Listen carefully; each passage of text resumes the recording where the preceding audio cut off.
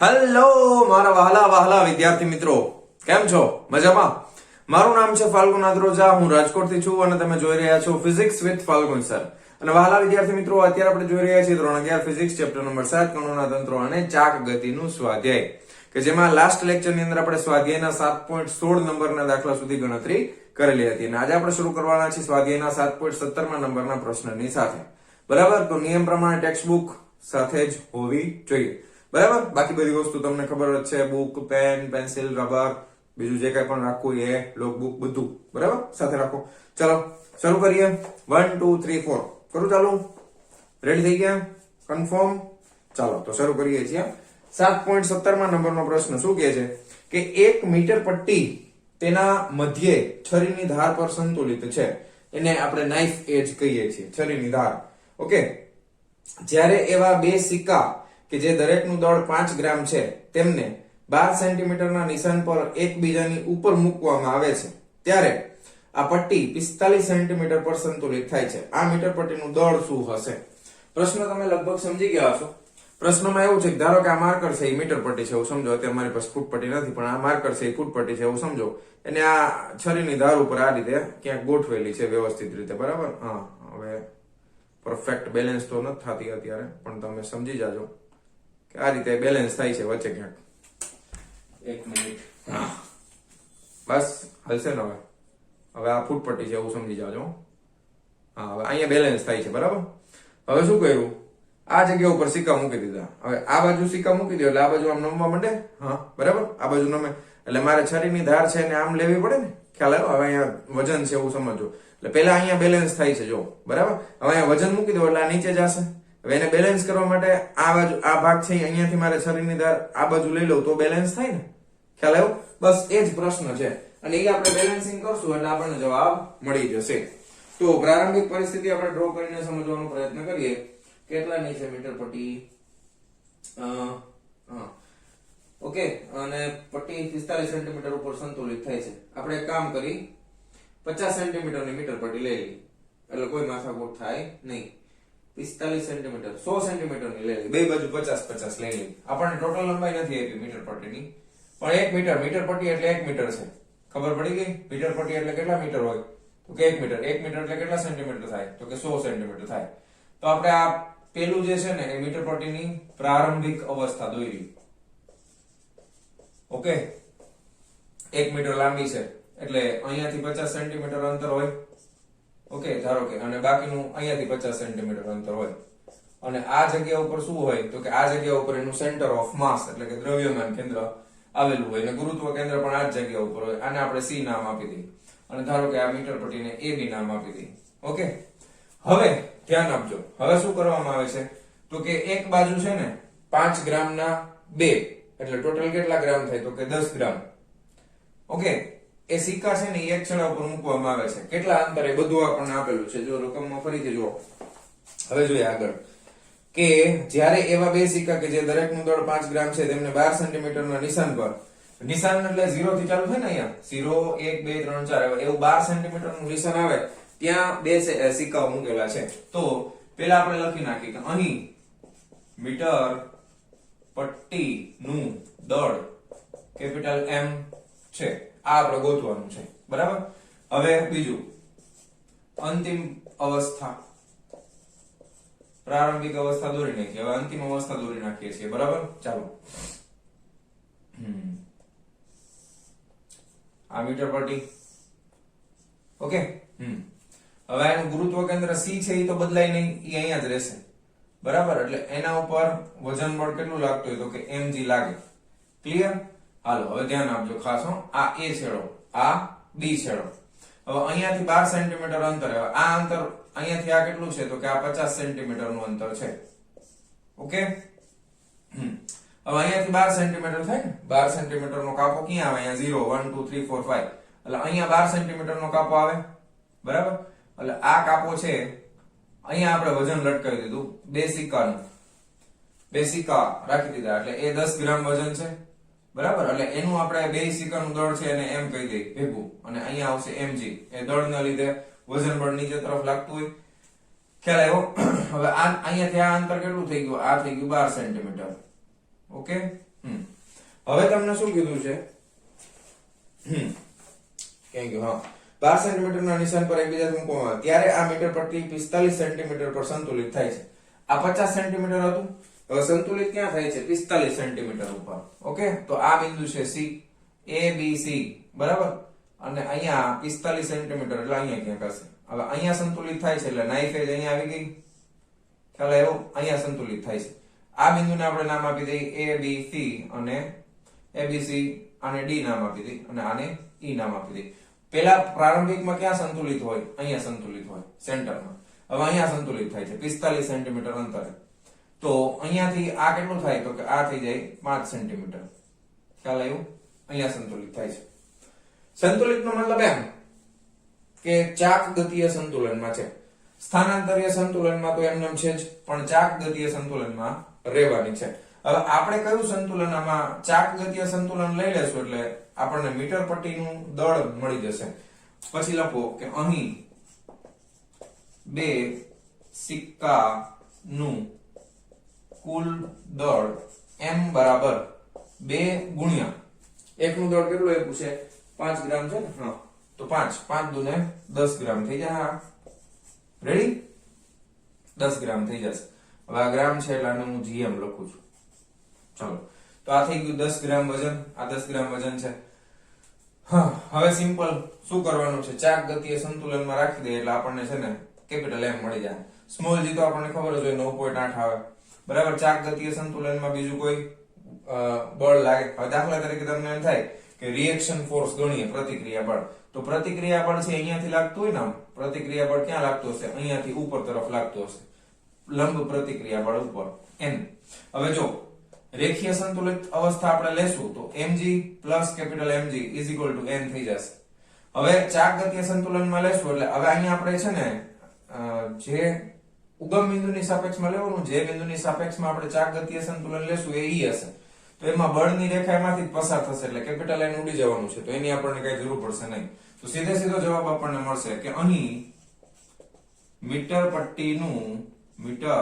પટ્ટીનું ચાક ગતિય સંતુલન લેતા, ચાલો ચાક ગતિય સંતુલન લઈ લ્યો. શું થાય? ધ્યાન આપજો ખાસ.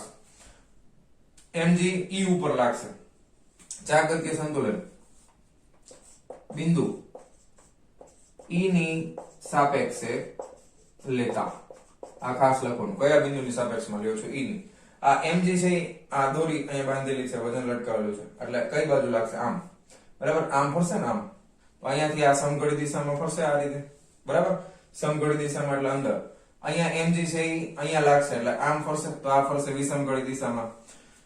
ઓકે, અને ચાક ગતિય સંતુલનમાં છે એટલે બંનેના ટોર્કનો સરવાળો શું થાય? તો કે 0 થાય.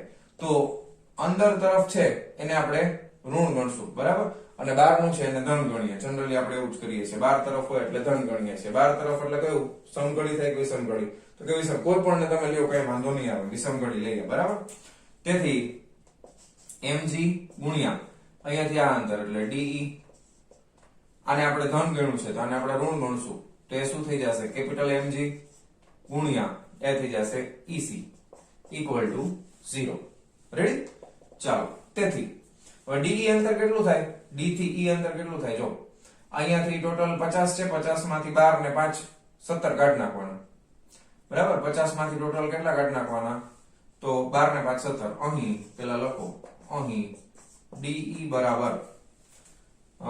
બરાબર અથવા તો તમે ગણો ને, અહીંયાથી આ 45 છે, 45 માઈનસ 12 કરી નાખો, બરાબર. કેટલા થઈ જશે? 45 માંથી 10 જાય તો 35 માંથી 2 જાય તો 33 સેન્ટીમીટર.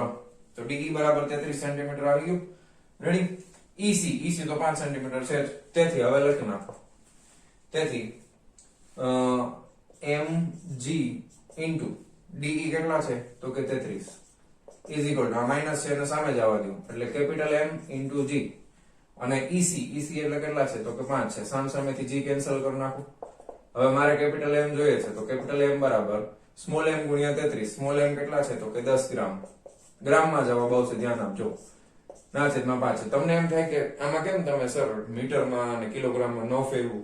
સામે બે ગ્રામમાં છે, સામે 2 સેન્ટીમીટરમાં છે, એટલે કાંઈ ફેરવવાની જરૂર પડશે નહીં. તો કેપિટલ M છે એ પણ કેમ આવશે? ગ્રામમાં આવશે. 5 દુ 10.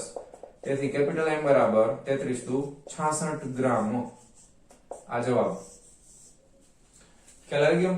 અહીં મીટર પટ્ટીનું દળ 66 ગ્રામ છે. વાર્તા પૂરી. બરાબર? તો એકદમ સિમ્પલ દાખલો છે. ફટાફટ વિડિયો પોઝ કરીને લખી નાખો. ચાલો જવા દઉં છું. ચાલો વિદ્યાર્થી મિત્રો, સ્વાધ્યાય 7.18 શું કહે છે? એક ઘન ગોળો એક જ ઊંચાઈના અલગ અલગ નમન કોણ ધરાવતા બે ઢળતા સમતલ પરથી ગબડે છે. રોલિંગ, ગબડવું. પહેલો પ્રશ્ન, શું તે દરેક કિસ્સામાં સમાન ઝડપ સાથે નીચે પહોંચશે? બીજો પ્રશ્ન, શું એક સમતલ કરતા બીજા સમતલ પર વધુ સમય લેશે? ત્રીજો પ્રશ્ન, જો એમ હોય તો કયા સમતલ પર અને શા માટે? ઓકે, હવે એના માટે આપણે આકૃતિ દોરીને સમજાવવાનો પ્રયત્ન કરીએ. હવે આ પ્રશ્નના જવાબમાં તમારે કોઈ પણ જાતની ગણતરી કરવાની જરૂર નથી. એકદમ તમે આનો આન્સર આપી શકો છો. બરાબર? ચાલો પહેલા આકૃતિ દોરી નાખીએ. હવે ધારો કે ઊંચાઈ તો સમાન જ છે. ધારો કે આ બાજુ ઢાળ વધારે રાખીએ, આ બાજુ ઢાળ ઓછો રાખીએ અને આ રીતના આપણે ડ્રો કરી નાખીએ. રેડી? ત્રિકોણ બનાવી નાખીએ અને આ રીતે અહીંયાથી ઉપર આ ઊંચાઈ છે h. ઓકે, ધારો કે અહીંયા આપણે નામ આપી દઈએ a, b અને c. અહીંયા આપણે લઈ લઈએ ખૂણો θ1 અને આપણે લઈ લઈએ ખૂણો θ2. ઓકે, હવે તમે જોઈ શકો છો આરામથી શું કે જો આ અહીંયા 90 નો ખૂણો બને, આ પણ અહીંયા 90 નો ખૂણો બનતો હોય. હવે અહીંયા આ ખૂણો તમને કેવો લાગે છે? નાનો. આ ખૂણો કેવો લાગે છે? મોટો. હવે આ ખૂણો નાનો હોય તો આ θ1 મોટો થશે. તો આકૃતિ પરથી શું ખબર પડી ગઈ કે θ1 is greater than θ2. θ1 છે એ મોટો છે, θ2 છે એ નાનો છે. ખ્યાલ આવ્યો? કેવી રીતે ખબર પડી ગઈ? આ ખૂણો નાનો હોય તો આ ઓલરેડી મોટો થાય ને, કારણ કે આ બે 90 તો સરખા છે. આ નાનો, આ મોટો છે તો આ નાનો થાય. તો θ2 છે એ નાનો છે, θ1 છે એ મોટો છે. ઓકે, હવે એક ગોળાને ગબડાવવાનું છે ભાઈ. બરાબર? હવે ગોળાને તમે આ સાઈડ થી ગબડાવો છો અથવા તો એ ગોળાને તમે આ સાઈડ થી. ગોળો એક સરખો છે. વળી તમને એમ થાય સાહેબ આ નાનો હોય ને આ મોટો હોય, પણ એ એક જ છે ભાઈ. વળી બસ થોડોક મોટો દોર નાખો. વળી તમે કેવો થાય ઈ સારું ન લાગે. બસ હવે અહીંયાથી ગબડાવો, અહીંયાથી ગબડાવો. હવે 1 by 1 પ્રશ્નના જવાબ આપણે લખવાના છે. બરાબર? ખ્યાલ આવ્યો? પહેલો પ્રશ્ન તમને એમાં એમ પૂછ્યો છે કે શું તે દરેક કિસ્સામાં સમાન ઝડપ સાથે નીચે પહોંચશે? શું તે દરેક કિસ્સામાં સમાન ઝડપ સાથે નીચે પહોંચશે? ઓકે, તો તમે જુઓ બંને કેસમાં ખૂણો અલગ અલગ છે, ઢાળ અલગ અલગ છે, પરંતુ ઊંચાઈ તો સમાન જ છે. ઓકે, તો ગોળો જ્યારે ગબડી અને અહીંયાથી a થી c સુધી આવશે અને અહીંયાથી ગબડીને a થી b સુધી આવશે, ત્યાં સુધીમાં એને ઊંચાઈ જે અંતર કાપેલું છે એ તો સરખું જ અંતર કાપેલું છે ને ઉપરથી. તો લખી શકાય કે અહીં બંને કિસ્સામાં ગોળાની જમીનથી ઊંચાઈ h સમાન છે તથા પ્રારંભમાં તેની સ્થિતિ ઊર્જા mgh છે. ગોળો જ્યારે જમીન પર પહોંચે છે ત્યારે તેની સંપૂર્ણ સ્થિતિ ઊર્જા નું ગતિ ઊર્જા કઈ ગતિ ઊર્જા આવશે? તો કે એક ગતિ ઊર્જા આવશે 1/2 mv² પ્લસ બીજી ગતિ ઊર્જા આવશે 1/2 I ઓમેગા². ચાક ગતિ, કારણ કે ગબડે છે એટલે સ્થાનાંતરિત થાય છે અને પ્લસ ચાક ગતિ પણ થાય છે. જમીન પર પહોંચે છે ત્યારે તેની સંપૂર્ણ સ્થિતિ ઊર્જાનું ગતિ ઊર્જા એટલે 1/2 mv² પ્લસ 1/2 I ઓમેગા² માં રૂપાંતર થાય છે. બરાબર છે? તેથી તેનો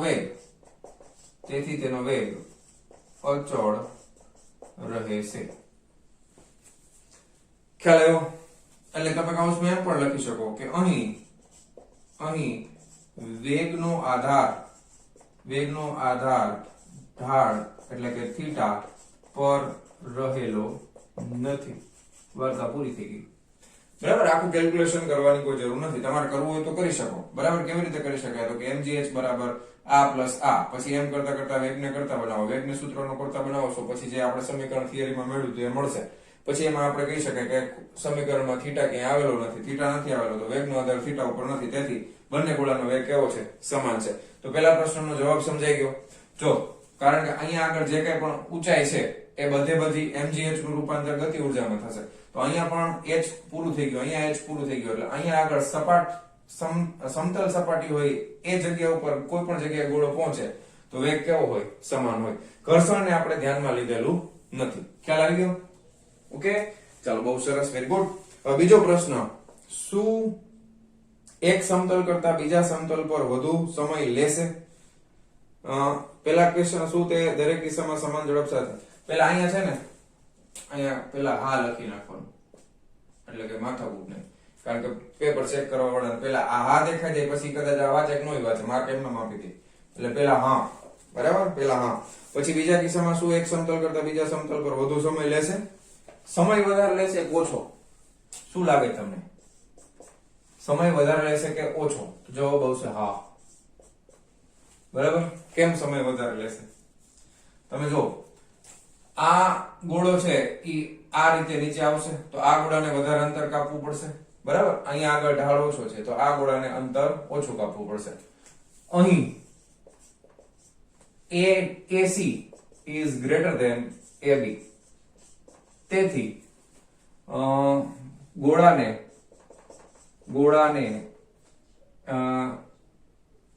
તેથી θ2 ઢાળ છે ને, તેથી θ2 ઢાળ પરથી ગબડતા ગોળાને વધુ અંતર કાપવું પડે, અને θ1 ઢાળ પરથી ગબડતા ગોળાને ઓછું અંતર કાપવું પડે. પરંતુ બંનેના વેગ સમાન હોવાથી, બંનેના વેગ તો સમાન છે, હમણાં આપણે જોયું ને, બંનેના વેગ કેવા છે? સમાન. હવે વેગ બરાબર શું થાય? વેગ બરાબર અંતરના છેદમાં સમય થાય કે નહીં? હવે જો v અચળ છે, v કેવું છે? તો કે અચળ. v અચળ હોય, હવે અંતર વધારે, આ અંતર વધુ હોય, અંશ મોટો હોય તો છેદ પણ વધુ મોટો હોવો જોઈએ ને, તો જ જવાબ અચળ આવે ને. હવે એક મોટું ને એક નાનું કરો તો જવાબ બેમાં સરખો આવે નહીં. તો જેમાં અંતર વધુ છે એમાં સમય પણ વધુ લેશે, અંતર જેમાં ઓછું છે એમાં સમય પણ ઓછો લેશે. તો બંનેના વેગ સમાન હોવાથી બીજા પ્રશ્નમાં વેગ સમયનું પૂછ્યું છે ને, હા ફરીથી જોઈ લ્યો. હા, સમય લેશે. હા, તો AC હોવાથી, બંનેના વેગ સમાન હોવાથી AC અંતર કાપવા માટે વધુ સમય, અને AB અંતર કાપવા માટે ઓછો સમય લાગશે. રેડી? ઓકે, ત્રીજો પ્રશ્ન, ત્રીજાનો જવાબ. ત્રીજામાં એમ કીધું છે કે જો એમ હોય તો કયા સમતલ પર અને શા માટે લ્યો, એ આપણે આમાં લખી જ નાખ્યું ઓલરેડી. બરાબર છે, કયા સમતલ પર અને શા માટે. ધારો કે કયા સમતલ પર વધુ સમય લેશે? તો કે AC સમતલ પર વધુ સમય. અહીંયા લખી નાખવાનું AC પર વધુ સમય અને AB પર ઓછો સમય. AB પર ઓછો સમય. બરાબર, તમારે આમાં કારણ લખવું તો લખી શકાય, કારણ કે V = D/T. બરાબર. હવે પેલા AC વાળું છે એના માટે તમે ધારો કે આ A થી C છે અને તમે અંતરને D1 નામ આપી દો, A થી B અંતર છે અને D2 નામ આપી દો. અહીંયા જે સમય લાગે છે એને T1 નામ આપી દો, અહીંયા સમય જે લાગે છે એને T2 નામ આપી દો. બરાબર છે. પણ બંને માટે વેગ કેટલો રાખવાનો? V કેવો છે? અચળ. V કેવો છે? અચળ. બરાબર છે. તો V અચળ હોય, D1 વધારે છે તો T1 વધારે હોવું જોઈએ, D2 ઓછું હોય તો T2 ઓછું હોવું જોઈએ. સિમ્પલ. તો આ એનું કારણ છે. રેડી? આ જવાબ. ઓકે, તો કઈ કેલ્ક્યુલેશનની જરૂર નથી, જસ્ટ તમારો કન્સેપ્ટ ક્લિયર કરવા માટે આ દાખલો તમને આપેલો છે કે તમે વ્યવસ્થિત કન્સેપ્ટને સમજ્યા છો થિયરીમાં કે નહીં. તો આ દાખલો આ રીતે કરી શકો છો. રેફરન્સ બુકમાં અમુક જગ્યાએ કેલ્ક્યુલેશન આપેલા છે, એની કોઈ જરૂર પડશે નહીં. ઓરલી પણ તમે આનો આન્સર આ રીતે લખી અને આપી શકો છો.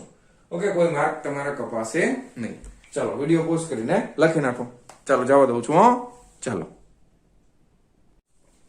ચાલો 7.19 માં નંબરનો પ્રશ્ન શું કહે છે? 2 મીટર ત્રિજ્યાના એક વલયનું દળ 100 કિલોગ્રામ છે. વલય એટલે એક રિંગ જેવું સમજવાનું છે આપણે. રિંગ, કારણ કે ત્રિજ્યા આપેલી છે. રેફરન્સ બુકમાં તમે વાંચશો એટલે હૂપ લખેલું હશે. હવે ઇંગ્લિશમાં જે ક્વેશ્ચન હોય ઇંગ્લિશ મીડિયમના સ્ટુડન્ટનું, એનું ઇંગ્લિશનું ડાયરેક્ટ ગુજરાતી કર્યું નથી અને હૂપ એમ નામ રાખ્યું છે. એટલે તમે સમજવાનું પડ્યા જેવી વસ્તુ. એટલે રિંગ જ છે એક ટાઈપની, બરાબર? કે જેનું દળ છે એના દ્રવ્યમાન કેન્દ્રની બહાર હોય. ઓકે, રિંગનું દળ ક્યાં હોય? દ્રવ્યમાન કેન્દ્ર સેન્ટરમાં હોય, પણ દળ તો ફરતે વહેંચાયેલું હોય, એવું એમ ખ્યાલ આવ્યો? તે એક સમક્ષિતિજ એટલે સીધી સમક્ષિતિજ સપાટી પર એવી રીતે ગબડે છે કે જેથી તેના દ્રવ્યમાન કેન્દ્રની ઝડપ 20 સેન્ટીમીટર પ્રતિ સેકન્ડ હોય. તેને રોકવા માટે કેટલું કાર્ય કરવું પડે? હવે હું તમને આકૃતિ દોરીને સમજાવું તો વધારે મજા આવશે. ચાલો, તો એક ધારો કે આ સમક્ષિતિજ સપાટી છે. ચાલો, બહુ સરસ. હવે આના ઉપર એક વલય, ઓકે, એટલે કે આ રીતની એક રિંગ. ચોખ્ખા શબ્દોમાં રિંગ લખ્યું નથી, પણ તમારે સમજવાનું એ રિંગ જ છે. વલય આ રીતનું છે. હવે આ છે ને આમ ગબડે છે. ઓકે, એટલે આમ ધીરે ધીરે આગળ વધતું હશે ને, અમુક સમય પછી આગળ વધીને આ રીતે ગતિ કરતું હશે, બરાબર? આ રીતે જાય છે. હવે અમુક જગ્યાએ આવીને સ્ટોપ થઈ જાય છે, ઊભો રહી જાય છે. ખ્યાલ આવ્યો? તો હવે એને ઊભું રાખવા માટે તમારે કેટલું કાર્ય કરવું પડે છે એ આપણે ગોતવાનું છે. તો હવે જયારે આના ઉપર આમ ગબડતું હોય ત્યારે આની પાસે કઈક ગતિ ઉર્જા હશે ને, કાઇનેટિક એનર્જી ઇનિશિયલ ગતિ ઉર્જા, પ્રારંભિક ગતિ ઉર્જા હશે. પછી ઊભું રહી જાય છે. ઊભું રહી જાય છે એટલે સ્થિર થઈ જાય છે. તો આપણે કેટલું કાર્ય કરવું પડે? તો એની પાસે જે ઉર્જા હતી એની વિરુદ્ધમાં આપણે કાર્ય કરવું પડશે ને, ધક્કો મારવો પડશે, રોકવું પડશે, બરાબર છે? તો આની બધી ઉર્જા છે એ આપણે કરેલા કાર્યમાં રૂપાંતર થઈ જશે. તો અહીંયા આગળ એની ગતિ ઉર્જા કેવી થઈ જશે? શૂન્ય. તો તમે આકૃતિ ઉપરથી શું કહી શકો? તો કે અહીંયા આગળ પ્રારંભિક ગતિ ઉર્જા છે ઈ કઈક છે, કાઇનેટિક એનર્જી ઇનિશિયલ છે, પણ અહીંયા અંતિમ ગતિ ઉર્જા છે એ કેટલી થઈ જાય છે? 0. પ્રારંભિક છે, અંતિમ કેટલી થઈ જાય છે? 0. તો કાર્ય ઉર્જા પ્રમેય પ્રમાણે ગતિ ઉર્જામાં થતો ફેરફાર કોના જેટલો હોય? તો કે થયેલા કાર્ય જેટલો હોય. તેથી આપણે લખી શકાય કે કાર્ય ઉર્જા પ્રમેય પરથી શું કહી શકાય કે W બરાબર ડેલ્ટા K. તેથી W બરાબર K initial minus K final. Okay, અથવા તમે K final minus K initial કરો તો વર્કનો જવાબ કેમાં આવશે? નેગેટિવમાં આવશે. કારણ કે આપણે એના ઉપર કરેલું કાર્ય છે એ એની ગતિનો વિરોધ કરે છે, એટલે માઇનસમાં જવાબ આવશે, કઈ ફેર પડશે નહીં. તો કાર્ય અહીંયા K ફાઇનલ જ લખીએ, માઇનસ K ઇનિશિયલ. હવે K ઇનિશિયલ આપણે ગોતવાનું છે. બસ ત્યાંથી આપણે પ્રશ્નની શરૂઆત કરશું. હવે જે ડેટા આપેલો છે લખતા જઈએ. 2 મીટર ત્રિજ્યા અને 100 કિલોગ્રામ દળ છે. ત્રિજ્યા 2 મીટરની છે કે અહીં R બરાબર 2 મીટર તથા દળ m બરાબર 100 કિલોગ્રામ. બરાબર? આ બે વસ્તુ હજી એક આપી છે. વસ્તુ શું આપ્યું છે કે દ્રવ્યમાન કેન્દ્રની ઝડપ 20 સેન્ટીમીટર પ્રતિ સેકન્ડ છે. તો વેલોસિટી ઓફ સેન્ટર ઓફ માસ બરાબર 20 સેન્ટીમીટર પ્રતિ સેકન્ડ. હવે સેન્ટીમીટર, જો 1 મીટરમાં 1 સેન્ટીમીટર કોઈ દિવસ ના હાલે, એસઆઈ સિસ્ટમમાં ફેરવવાનું. એટલે 1 મીટર બરાબર 100 સેન્ટીમીટર, એટલે 0.2 મીટર પ્રતિ સેકન્ડ ઇનવર્સ. રેડી? કોઈ વાંધો નથી ને? હવે કાઇનેટિક એનર્જી ઇનિશિયલ તમે લખો તો બે રીતની થાય. એક ગબડે છે એટલે દ્રવ્યમાન કેન્દ્ર તો સીધું જશે, તો એમાં 1/2 mv² લાગે, અને આખી રિંગ છે એ આમ ગબડતી જાય છે, તો 1/2 I ઓમેગા સ્ક્વેર થાય. તો આના બરાબર આપણે લખી શકાય 1/2 mv cm નો square plus 1/2 I omega square. ખ્યાલ આવ્યો? હવે આપણી પાસે કઈ વસ્તુ ઘટે છે ધ્યાન આપજો. આ m માં કેપિટલ M આપણે લખ્યું છે, કેપિટલ M લખો. I નથી આપણી પાસે. જો હવે રિંગ માટે તમને I મેળવતા આવડે ને, એની અક્ષને અનુલક્ષીને પરિભ્રમણ કરે છે. તો અહીં તમે લખી શકો કે અહીં જડત્વની ચાક માત્રા I બરાબર શું થઈ જાય?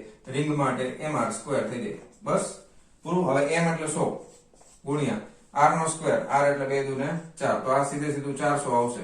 Kilogram into metre square, KG into metre square. આ મળી ગયું. ઓમેગા નથી તો વી આર ઓમેગા, અમે ઓમેગા છીએ બરાબર, તો omega is equal to V upon R થઈ જશે. Omega is equal to V upon R.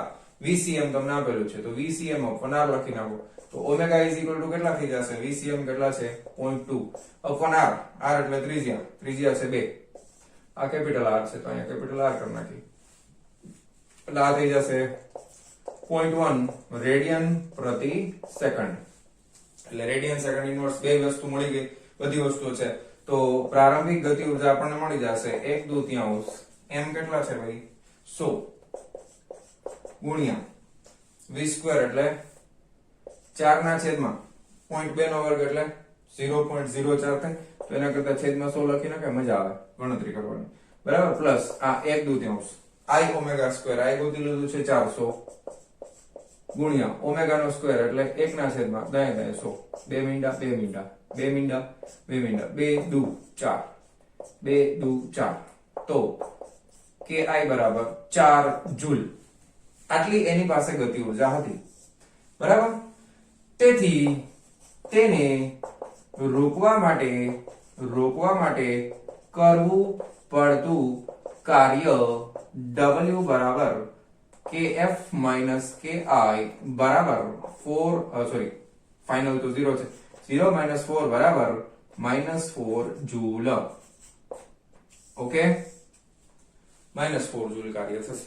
હવે આ -4 જૂલ કાર્ય છે, આ કાર્ય કોણે કરેલું છે? તો કે આ રિંગે કરેલું કાર્ય થાય.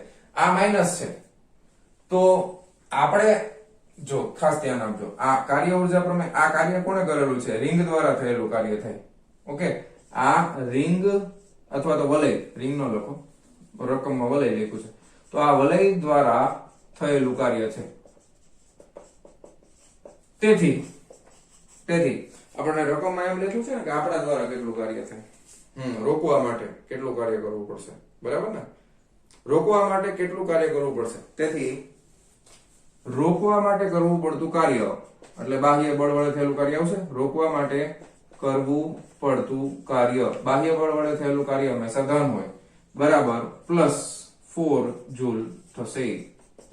આ રિંગ દ્વારા થયેલું કાર્ય છે બરાબર છે, એટલે વલય દ્વારા થયેલું કાર્ય એટલું જ કાર્ય થાય બાહ્ય બળ દ્વારા. આ માઈનસ હોય, આ પ્લસ હોય બરાબર, કારણ કે આપણે એની વિરુદ્ધમાં કાર્ય કરવું પડે છે ને. રિંગ આમ આવતી હોય તો તમે ધક્કો એની વિરુદ્ધ દિશામાં મારશો બરાબર, તો આ માઈનસ અને આપણા દ્વારા થયેલું છે એ પ્લસ, એટલે 4 જૂલ જવાબ મળશે.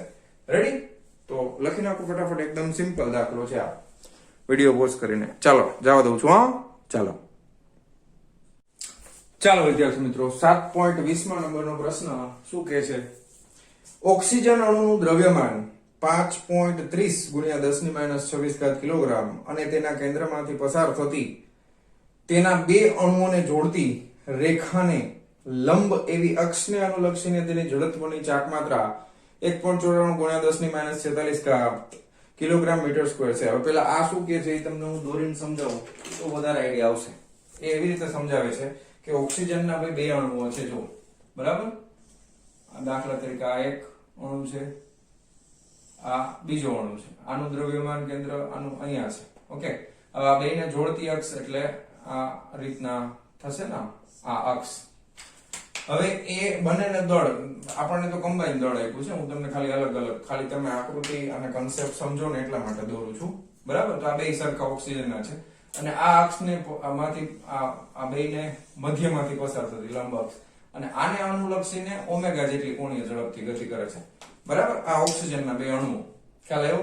આ બે ના દ્રવ્યમાન કેન્દ્ર એમાંથી પસાર થતી અક્ષ, એને લંબ અક્ષ અને મધ્ય બિંદુમાંથી બે અહીંયા ટચ થાય તો મધ્ય બિંદુમાંથી પસાર થતી અક્ષ એને અનુલક્ષીને આમ ફરે છે, ખ્યાલ આવ્યો? અને આ આગળ ગતિ કરે છે. રેખીય વેગ પણ તમને આપેલો છે જો રકમમાં. હવે શું કીધું છે? ધારો કે કોઈ ગેસમાં આવા અણુની સરેરાશ ઝડપ આપી છે. સરેરાશ ઝડપ એટલે પાછો એકમ વાંચો, 500 મીટર પ્રતિ સેકન્ડ છે, કોણીય નથી લખ્યું. સરેરાશ ઝડપ એટલે આમ સીધા ગતિ કરે. સરેરાશ ઝડપ 500 મીટર પ્રતિ સેકન્ડ છે અને તેના પરિભ્રમણની ગતિ ઉર્જા એટલે આ પાછા અક્ષને અનુલક્ષીને આમ ગોળે ફરે છે. બે રીતની છે, જો આમ ગોળે ફરે છે અને આગળ જાય છે. તો તો પરિભ્રમણની ગતિ ઉર્જા એ તેના સ્થાનાંતરણની ગતિ ઉર્જાથી 2/3 છે. તો અણુનો સરેરાશ કોણીય વેગ શોધો. સરેરાશ કોણીય જવાબ આપી છે, સરેરાશ કોણીય વેગ શોધવાનો છે. શું આપ્યું છે કેસમાં? પરિભ્રમણની ગતિ ઉર્જા એ તેના સ્થાનાંતરણની ગતિ ઉર્જાથી 2/3 છે. પરિભ્રમણની ગતિ ઉર્જા એટલે 1/2 I ઓમેગા સ્ક્વેર અને સ્થાનાંતરણની ગતિ ઉર્જા એટલે 1/2 mv સ્ક્વેર. તો ખાસ ધ્યાન આપજો, પરિભ્રમણની ગતિ ઉર્જા એ તેના સ્થાનાંતરણની ગતિ ઉર્જાથી 2/3 ગણી છે. આ છે ને ઈ આના કરતા 2/3 ગણી છે. બરાબર? આ રહી ઈ આના કરતા 2/3 ગણી છે. બેને હરખાવા હોય તો શું કરવું પડે? આને 2/3 થી ગુણવું પડે ને. આ પરિભ્રમણની ગતિ ઉર્જા એ આના કરતા 2/3 ગણી છે, એટલે અહીંયા આપણે 2/3 થી ગુણી નાખીએ. ખ્યાલ આવ્યો? તો બે સરખા થઈ ગયા. બરાબર? તો આ થઈ ગયું સ્થાનાંતરની ગતિ ઉર્જા, સ્થાનાંતરની ગતિ ઉર્જા, અને આ થઈ ગયું પરિભ્રમણની ગતિ ઉર્જા. બરાબર? એના બરાબર ગુણ્યા અહીંયા લખી નાખું છું 2/3. હાલે ને? તો પરિભ્રમણની ગતિ ઉર્જા બરાબર સ્થાનાંતરની ગતિ ઉર્જા ગુણ્યા 2/3. રેડી? ઓકે, કઈ વાંધો નથી. ચાલો, બાકી બધો ડેટા આપણને આપેલો છે. ઓક્સિજનનું દ્રવ્યમાન આપ્યું છે, બરાબર, અને જડત્વની ચાક માત્રા આઈ ને બધું આપેલું છે. હવે સામસામેથી 1/2 કાઢી નાખો, ઓમેગા સ્ક્વેર ને કરતા બનાવો, અથવા ખાલી ઓમેગા ને કરતા બનાવો, સીધું જ કરીએ. વર્ગમૂળમાં આવી જશે 2/3. બરાબર? અહીંયા આવી જશે mv સ્ક્વેર ના છેદમાં i, અને આ રીતે આપણે ગણતરી કરવાની થશે. Okay, ready? ઓકે, ચાલો, m કેટલા આપ્યો છે લખી નાખો. 5.3 ગુણ્યા 10⁻²4. કેલ્ક્યુલેટરનો ભરપૂર ઉપયોગ કરવો પડશે ભાઈ. ઇન્ટુ v સ્ક્વેર 500 નો વર્ગ 55 25 ગુણ્યા 10⁻500 છે એટલે 1 2 3 ને 4 ઘાત થઈ ગઈ. બરાબર? થોડુંક આવું ધીમે ધીમે પ્રેક્ટિસ કરવાની, ફટાફટ થાય. સમજ્યા? Practice makes man and women both perfect. જડત્વની ચાક માત્રા i 1.94 ગુણ્યા 10⁻46 છે. બરાબર? હવે ઘાતની ગણતરી કરવી પડશે, બધી કરવી પડશે. હાલો ફટાફટ કેલ્ક્યુલેટર લઈ લ્યો, મારી યાર કરતા જાઓ ગણતરી. પેલા ગુણાકાર ભાગાકાર કરી નાખો. 5.3 ગુણ્યા 2 ગુણ્યા 25 ઇઝ ઇક્વલ ટુ ટીકડું ફલાણું ભાંગ્યા 3 ઇઝ ઇક્વલ ટુ ટીકડું ફલાણું ભાંગ્યા 1.94. અરે યાર, ખાલી 94 થઈ ગયું, ફરી કરવું પડશે. 5.3 આવું કેમ થાય? 5.3 multiplied by 2 multiplied by 25 is equal to આટલા divided by 3 is equal to આટલા ભાંગ્યા 1.94 is equal to આટલા. બરાબર? એ આવી ગયા. હવે એનું કાઢી નાખીએ વર્ગમૂળ. 6.74 આવે છે. 6.74. બરાબર? 6.74. અને હજી વર્ગમૂળમાં એમ રાખીએ છીએ 10 ની આ -46 ઉપર જવા દે એટલે +46, આ -26 અને +4. બરાબર? 46 + 4 કેટલા થાય? 46 ને 4 કેટલા થાય? 50 થાય. 50 માંથી 26 ગયા તો કેટલા વધ્યા? 24 વધ્યા. 24 નું વર્ગમૂળ કાઢો એટલે 24 ના અડધા 12 × 24 એટલે 6.74 ગુણ્યા 10⁻12 આવશે. ઓકે, રેડિયન પર સેકન્ડ એટલે રેડિયન સેકન્ડ ઇનવર્સ. તો આ થઈ ગયો કોણીય ઝડપ. ઓકે, એકદમ સિમ્પલ છે. ખાસ હવે ઘણાઈને પાછો એ પ્રોબ્લેમ થાય, સર કદાચ અહીંયા મેળ આવી ગયો 24 આવતા હતા, કદાચ 25 આવે તો એક કાઢી લેવાનું અંદરથી. ખ્યાલ આવ્યો? એક કાઢી લેવાનું અથવા એક વધારી દેવાનું, અને અહીંયાથી આપણે સેટિંગ કરવું પડે. બરાબર? એ પણ તમને આવડવું જોઈએ, કોમન સેન્સ જ વાપરવાની છે. ખ્યાલ આવ્યો તમને? રેડી? સમજે? ચાલો, તો લખી નાખો ફટાફટ. એકદમ સિમ્પલ દાખલો છે, વિડીયો પોઝ કરીને. ચાલો જવા દઉં છું. હા, ચાલો. ચાલો વિદ્યાર્થી મિત્રો, હવે આપણે જોવાના છે ગબડતા પદાર્થની ગતિ ઉર્જા. હવે તમને એમ થાય સર દાખલો ગણતા ગણતા ગબડતા પદાર્થની ગતિ ઉર્જા ક્યાંથી આવી ગયું? તો કે દાખલામાં આપણે ઓલરેડી ગબડતા પદાર્થની ગતિ ઉર્જાનું સમીકરણ મેળવેલું હતું. હવે એમાં એના કરતા આગળ અમુક સમીકરણોની જરૂર પડે છે, જેની સાબિતી ટેક્સ્ટ બુકમાં આપેલી નથી. બરાબર.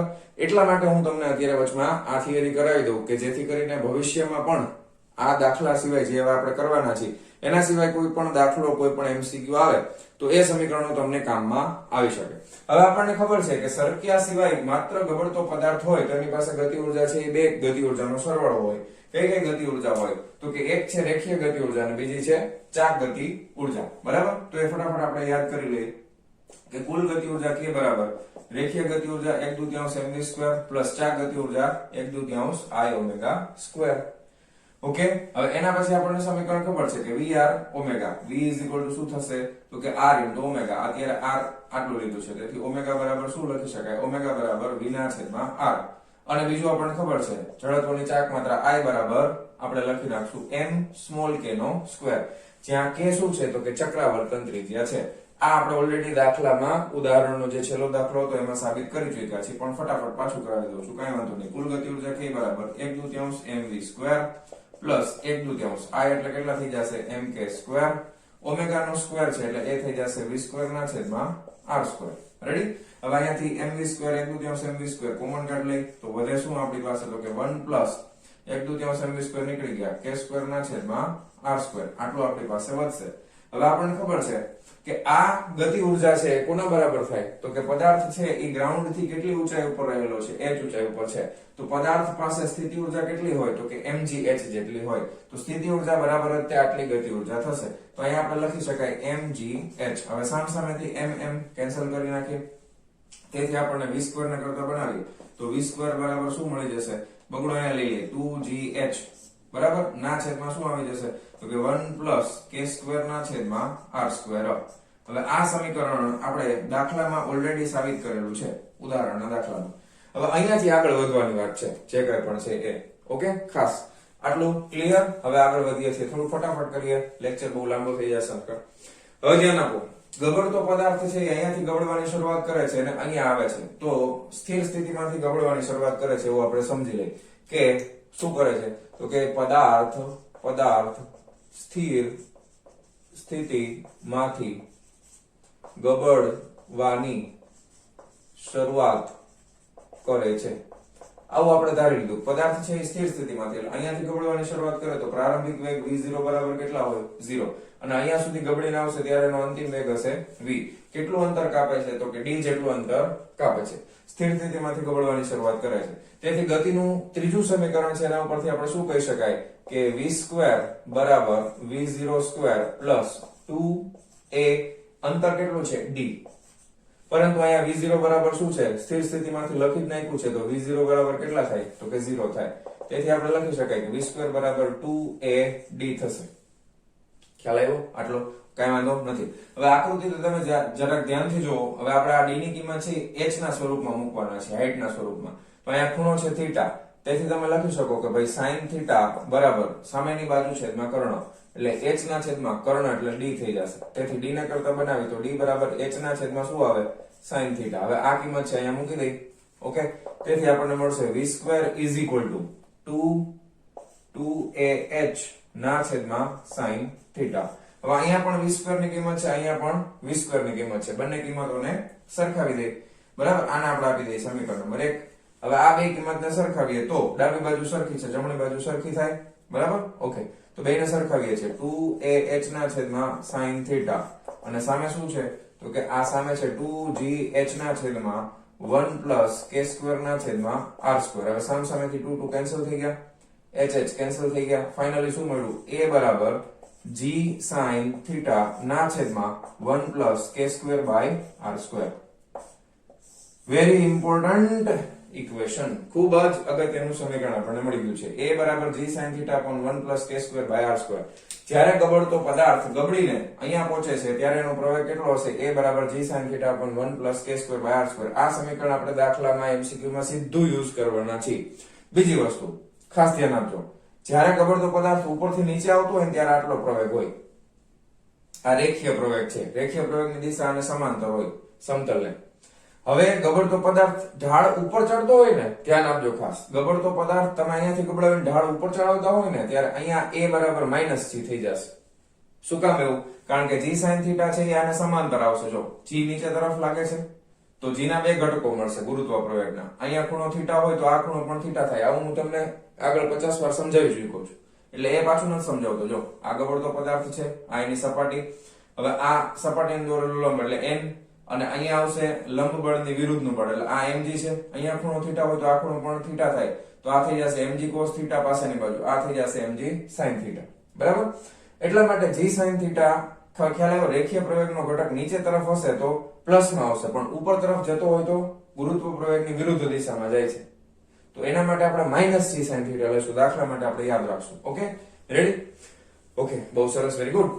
હવે ધ્યાન આપો કે અહીંયા આગળ ખરેખર રેખીય પ્રવેગ છે ને એ મળવો જોઈએ g sin થીટા, પણ મળ્યો કેટલો? તો કે g sin થીટા ના છેદમાં. આવું કેમ થયું? આવું કેમ થયું? કારણ કે અહીંયા આગળ સરક્યા વિના ગબડવા માટે અહીંયા આગળ જ્યારે સપાટીના કોન્ટેક્ટમાં આવશે ગબડતો પદાર્થ, ત્યારે કંઈક એના ઉપર ઘર્ષણ બળ લાગતું હોય, એના લીધે છે ને એ પ્રવેગ છે એ આટલો g sin થીટા ની બદલે આટલો આવે છે. તો રેખીય પ્રવેગમાં ઘટાડો કેટલો થાય છે એ આપણે જોવું પડશે ને. તો હવે ધ્યાન આપજો, આગળ વધીએ છીએ કે રેખીય પ્રવેગમાં થતો ઘટાડો. ઓકે, રેખીય પ્રવેગમાં થતો ઘટાડો. ઘટાડો કેવી રીતે ખબર પડી? કારણ કે નકર તો g sin થીટા જેવું થવું જોઈએ, પણ જવાબમાં તો આવું આવે છે, કંઈક છેદમાં કંઈક આવું આવે છે. તો ઘટાડો કેટલો થયો? તો કે ભાઈ હોવો જોઈએ કેટલો? તો કે g sin થીટા હોવો જોઈએ, પણ આવે છે કેટલો? તો કે આટલો. તો કે માઇનસ કરવું પડશે આટલું, g sin થીટા ના છેદમાં 1 plus k square by r square. ખબર પડી ગઈ શું કહ્યું એ? ખરેખર કેટલો હોવો જોઈએ? તો કે આટલો.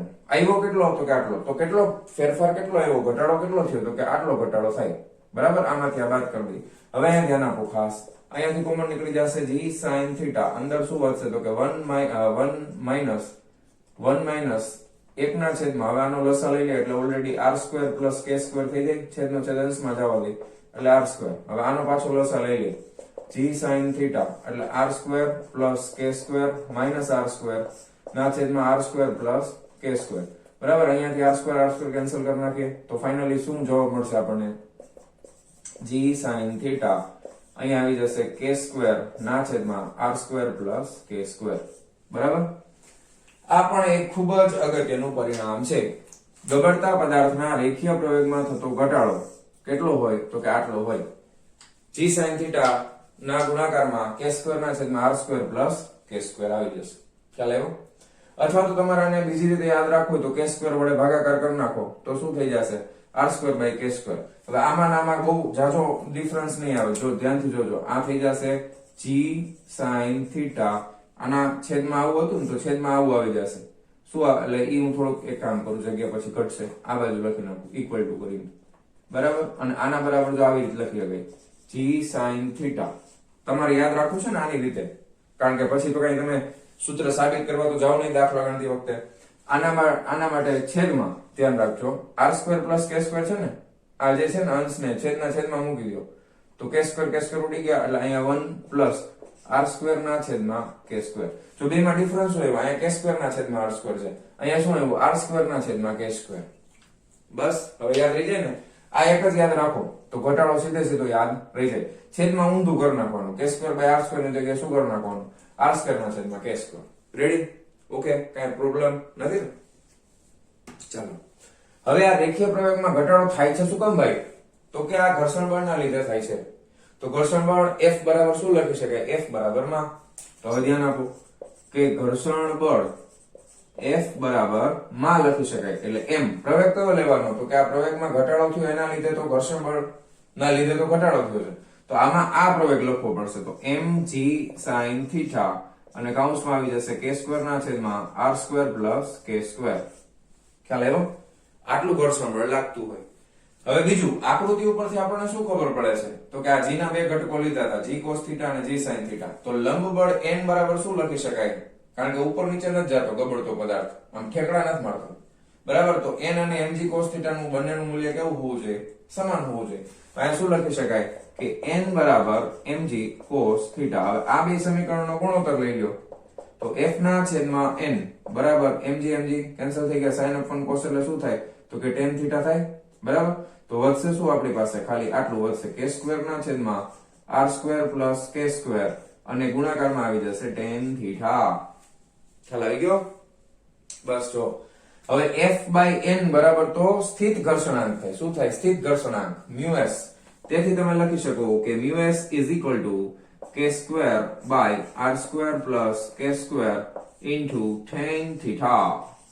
રેડી? તો હવે ધ્યાન આપજો. આ આપણને સ્થિત ઘર્ષણાંકની કિંમત મળી ગઈ. આટલો સ્થિત ઘર્ષણાંક હશે.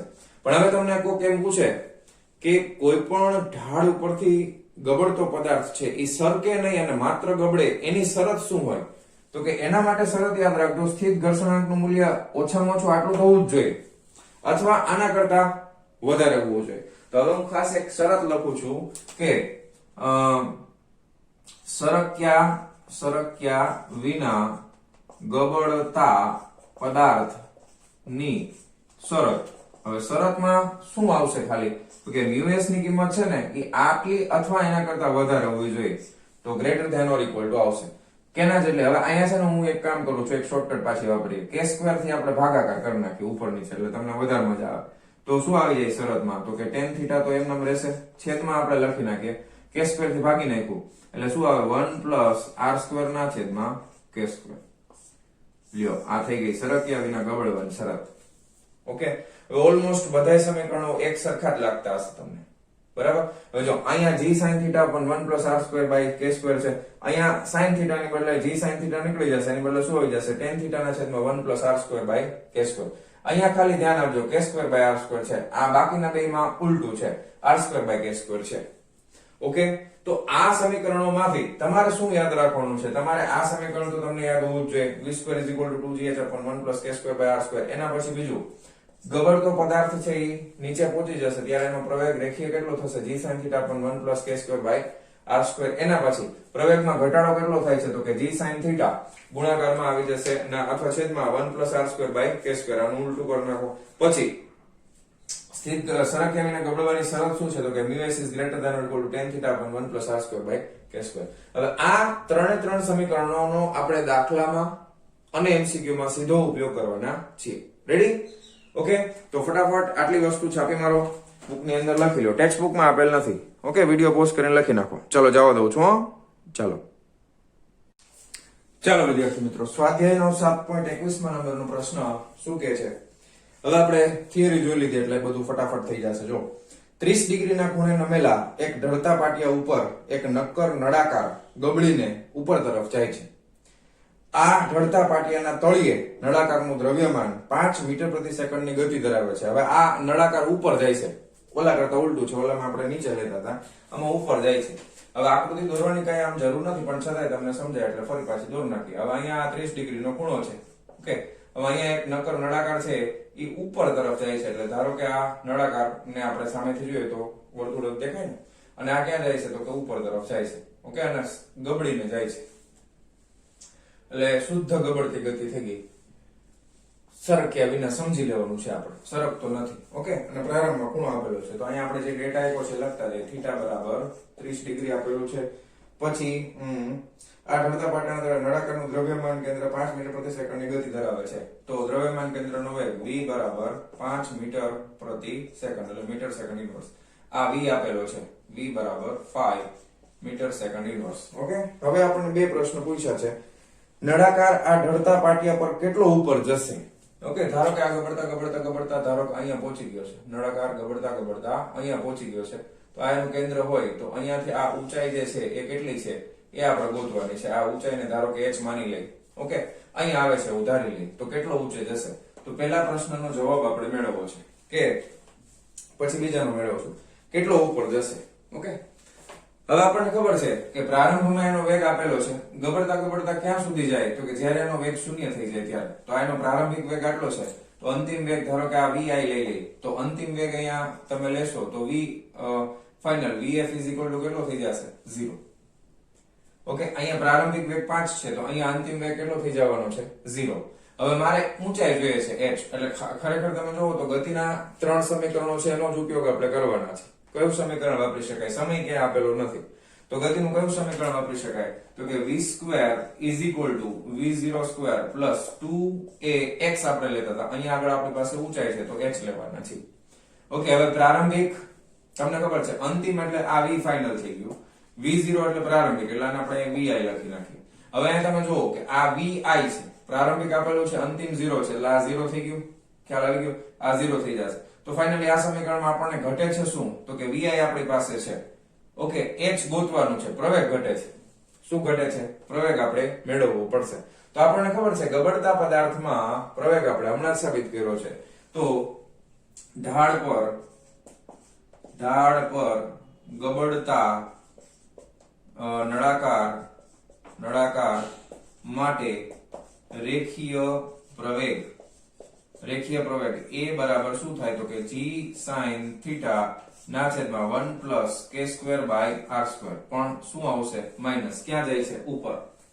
કારણ કે ખરેખર પ્રવેગ ઉપર તરફ છે તો પ્રતિપ્રવેગી ગતિ છે ને એનો, કારણ કે પ્રવેગ ઘટતો જશે ને તો જ ઉભો રહેશે ને. તો ઘટતો જાય છે એટલે માઇનસ લેવાનું, બરાબર છે? કારણ કે પ્રવેગ શું થતો જશે? ઘટતો જાય છે. માઇનસ માટે લખી શકો કે અહીં પ્રવેગ એ પ્રતિપ્રવેગ છે, કારણ કે ઘટતો જાય છે, અથવા તો પ્રવેગ ઘટે છે એવું લખી નાખો તો પણ વાંધો નહીં, એટલા માટે માઇનસ અંક આવશે. બરાબર. હવે બાકી આપણે કિંમત મૂકવાની છે. હવે આ કે શું છે? ચક્રાવર્તન ત્રિજ્યા. હવે અહીંયા આપણને નક્કર નળાકાર આપેલો છે તો લખી શકાય ભાઈ નક્કર નળાકાર માટે જડત્વની ચાક માત્રા I બરાબર શું થાય નક્કર નળાકાર માટે? તો કે mr²/2. નક્કર નળાકાર એટલે ડિસ્ક જેવું થઈ ગયું, ડિવાઇડેડ બાય સ્મોલેસ્ટ એટલે mr²/2. બરાબર, ભરેલી હોય ડિસ્ક, રિંગ નથી ડિસ્ક છે એટલે mr²/2. તેથી સ્મોલ k² બરાબર શું લખી શકાય? r²/2. આપણે તો આ k ની કિંમત જોઈએ છે, તેથી હવે આમાં આપણે કિંમત મૂકી દઈએ તો a બરાબર -g sin θ ના છેદમાં 1 plus k² ની જગ્યાએ મૂકવાનું છે r²/2. બરાબર. તો r²/2 ને છેદમાં r² તો છે જ, તો r² કેન્સલ થઈ ગયા. ઓકે, તેથી a બરાબર શું આવશે? -g sin θ. અહીંયા 1 plus 1/2, 2 ને 3, 3 ના છેદમાં 2, બગડો ઉપર લઈ લઈએ. બરાબર, એટલે -2/3 g sin θ. ક્લિયર? તેથી a બરાબર -2/3. g કેટલા છે? તો કે 9.8. અને sin θ એટલે sin કેટલા છે? ખૂણો તો કે 30 ડિગ્રી નો છે. sin 30 એટલે કેટલા થાય? તો કે 1/2 થાય. તો -2/3 into 9.8 into 1/2. બગડો કેન્સલ કરી નાખો. -9.8 ભાગ્યા 3. બરાબર છે, એટલે -3 તેરી 9. 3 દુ 6, 6 ને 8, 2 વૈધા 20, 6 તેરી 18. બરાબર, એટલે 3.26 લખી નાખો મીટર પ્રતિ સેકન્ડ નો સ્ક્વેર. તો આ આપણને પ્રવેગ મળશે આટલો. પણ પ્રવેગનું આપણે અહીંયા મૂકવાનું છે. પ્રવેગનું કામ ક્યાં મૂકવાનું છે? તો કે અહીંયા. તો જ આપણને શું મળશે? ઊંચાઈ. હવે આને આપણે આપી દઈએ સમીકરણ નંબર 1. ઓકે, આને આપણે આપી દઈએ સમીકરણ નંબર 1. તો અહીં સમીકરણ 1 પરથી શું કરીએ? તો કે vf તો 0 છે, તો 0 નો વર્ગ ઇઝ ઇક્વલ ટુ vi આપણને આપેલા છે 5, તો 5 નો વર્ગ પ્લસ 2 a એટલે કેટલા છે? તો કે -3.26. બરાબર. અને h તો આપણે ગોતવાનું છે. બરાબર. હવે આ 5 નો સ્ક્વેર છે એટલે આને એક કામ કરીએ, આ માઇનસ વાળું છે ને પદ, એને આ બાજુ લઈ લઈએ, એટલે માઇનસ વાળું પદ આ બાજુ એટલે પ્લસ થઈ જાય. 2 ગુણ્યા 3.26 into h બરાબર આ 5 નો વર્ગ એટલે 25 થાય. તેથી h બરાબર આ પ્લસ છે, આમાં એટલે પ્લસ થઈ ગયું, એટલે 25 ભાગ્યા 2 ગુણ્યા 3.26. બરાબર. તો આ ફટાફટ કરો તો ભાગાકાર કરી નાખો. ચાલો કરીએ. 25 ભાગ્યા પેલા 2 કરી નાખી, હા, અને એને ભાગ્યા પાછા 3.26 કરી નાખી, એટલે આપણને મળે છે 3.83 મીટર. કેટલું મળે છે? 3.83 મીટર. તો આ પેલા પ્રશ્નનો જવાબ મળી ગયો છે. રેડી? હવે આપણે બીજો પ્રશ્ન પણ પૂછ્યો છે, એટલે એના તરફ આગળ વધીએ. હા, બીજા પ્રશ્નમાં આપણે એમ કીધું છે કે ભાઈ તળિયે પાછા આવવા માટે તેને કેટલો સમય લાગશે? પેલા અહીંથી ઉપર ચડી ગયો, ઉપર ચડીને પાછો આવી ગયો, તો હવે ઉપરથી નીચે આવશે તો એને કેટલો ટાઈમ લાગશે? તો હવે આપણે એક કામ કરીએ કે અહીંયા ઉપર ચડી ગયો ત્યાંથી આપણે શરૂઆત ગણીએ, પછી જે કંઈ પણ સમય આવે એને ગુણ્યા 2 કરી નાખશું, કારણ કે જેટલો સમય ઉપર ચડતા લાગે એટલો સમય નીચે ઉતરતા લાગશે. તો સમય માટે આપણે શું સમીકરણ? અંતર આપણને ખબર છે ને, આને કેટલું અંતર કાપ્યું? અહીંયાથી આટલું. બરાબર છે, આ અંતર એને કાપેલું છે. હવે એ અંતર ખરેખર તમે આ હાઈટ ના સ્વરૂપમાં જોવો, અંતર છે આના સ્વરૂપમાં તમે જોશો. બરાબર. તો આટલું અંતર પેલા અહીંયા હતો, ત્યાંથી અહીંયા જાય છે. ઓકે, તો અંતર માટે તમારી પાસે સમીકરણ કયું છે કે ગતિનું બીજું સમીકરણ છે આપણી પાસે કે પદાર્થે કાપેલું અંતર આપણે h લીધું છે h બરાબર અંતર માટેનું સમીકરણ s v0t છે ને v0t plus half at square આ સમીકરણ આપણે યુઝ કરી છે અંતર એટલે ખાસ ધ્યાન આપજો આ અંતર નથી લેવાનું આપણે ઉપરનું આ ઊંચાઈ વાળું અંતર લેવાનું છે તો હવે અહીંયા આગળ આપણે પ્રારંભિક વેગ આને ગણીએ છીએ બરાબર હવે આપણે પ્રારંભિક વેગ આને ગણીએ છીએ v0 ઊંચાઈ એને કેટલી આપવાની હતી તો આપણી પાસે છે તેથી લખી નખાય કે 3.83 ઇઝ ઇક્વલ ટુ પ્રારંભિક વેગ 0 છે પ્લસ 1/2 a હવે અહીંયા આગળ પ્રવેગ નીચે તરફ હશે ને ઢળતા સમતલમાં આવા પ્રવેગ નીચે તરફ જાય છે તો એટલા માટે આપણે પ્રવેગની કિંમત મેળવેલી હતી આ 3.26 બરાબર તો આ આપણે લખી નાખશું 3.26 અને ગુણ્યા t2 રેડી તેથી t2 કેટલા થઈ જશે t2 2 ગુણ્યા 3.83 ભાગ્યા 3.26 હવે ગણાયના અક્ષર અહીંયા કેમ પ્લસ લીધું હવે ધ્યાન આપજો આ નળાકાર ઉપર છે ઉપરથી નીચે સરકે છે ઉપરથી નીચે આવતો હોય તો પ્રવેગ ધન આવશે નીચેથી ઉપર જતો હોય તો પ્રવેગ ઋણ આવશે એટલા માટે ધન લીધું છે ઓકે કોઈ વાંધો નથી ને ચાલો હવે ફટાફટ આ કેલ્ક્યુલેશન કરી નાખી 3.83 ગુણ્યા 2 કરી નાખી ઓકે અને ભાગ્યા 3.26 કરી નાખી ઓકે એના બરાબર જે આવે એનું વર્ગમૂળ કાઢી લઈએ ઓકે તો 1.53 એટલે 1.53 સેકન્ડ આવે છે એટલે t બરાબર આનું વર્ગમૂળ એ લખી નાખો અહીંયા એટલે 1.53 સેકન્ડ આવી તો પદાર્થને લાગતો કુલ સમય કેપિટલ T બરાબર 2t બરાબર એટલે 1.53 ગુણ્યા 2 બરાબર 3 દુ 6 5 દુ 10 નું મીંડું 2 2 ને 3 બરાબર એટલે 3.06 સેકન્ડ જેટલો સમય એને લાગશે ઓકે નીચે આવવા માટે રેડી તો આ હતો સ્વાધ્યાયનો 7.21 માં નંબરનો દાખલો ફટાફટ વિડિયો પોઝ કરી અને લખી નાખો ઓકે ચાલો તો મારા વહાલા વિદ્યાર્થી મિત્રો આજનો આ લેક્ચર આપણે અહીંયા પૂરો કરીએ છીએ મળીએ છીએ નેક્સ્ટ વિડિયો લેક્ચરમાં આના પછીના ટોપિકની સાથે ત્યાં સુધી આવજો